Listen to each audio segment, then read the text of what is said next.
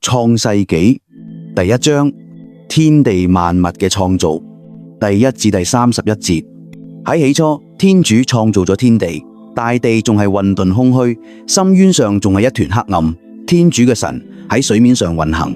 天主話有光，就有咗光。天主見光好，就將光與黑暗分開。天主稱光為晝，稱黑暗為夜。過咗晚上，過咗早晨，呢個係第1日。天主話喺水同水之間要有穹蒼，將水分開，事就咁成咗。天主做咗穹蒼，分開咗穹蒼以下嘅水同穹蒼以上嘅水。天主稱穹蒼為天。天主睇咗認為好。過咗晚上，過咗早晨，呢個係第2日。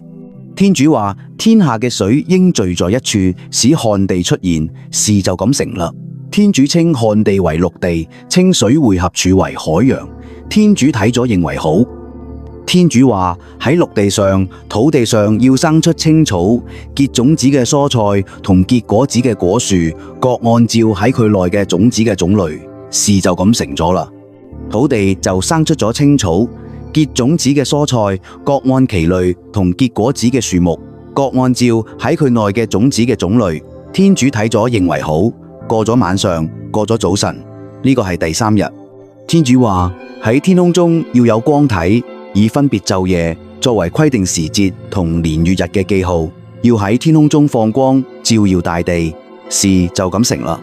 天主於是做咗2個大光體，較大嘅控制白天，較小嘅控制黑夜，並做咗星宿。天主將星宿擺列喺天空，照耀大地，控制晝夜，分別明與暗。天主睇咗認為好。過咗晚上，過咗早晨，呢個係第4日。天主話水中要繁生蠕動嘅生物，地面上、天空中要有鳥飛翔，事就咁成啦。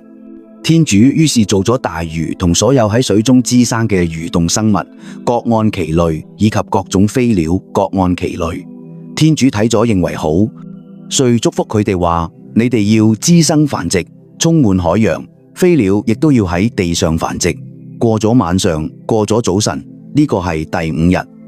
天主話地上要生出生物，各按其類，走獸、爬蟲同地上各種生物，各按其類，事就咁成咗。天主於是做咗地上嘅生物，各按其類，各種走獸，各按其類，以及地上所有嘅爬蟲，各按其類。天主睇咗認為好。天主說：讓我哋照我哋嘅肖像，按我哋嘅模樣做人，叫佢管理海中嘅魚、天空嘅飛鳥、牲畜、各種野獸，喺地上爬行嘅各種爬蟲。天主於是照自己嘅肖像做咗人，就係照天主嘅肖像做咗人，做咗一男一女。天主囑咐佢哋話：你哋要生育繁殖，充滿大地，治理大地，管理海中嘅魚、天空嘅飛鳥，各種喺地上爬行嘅生物。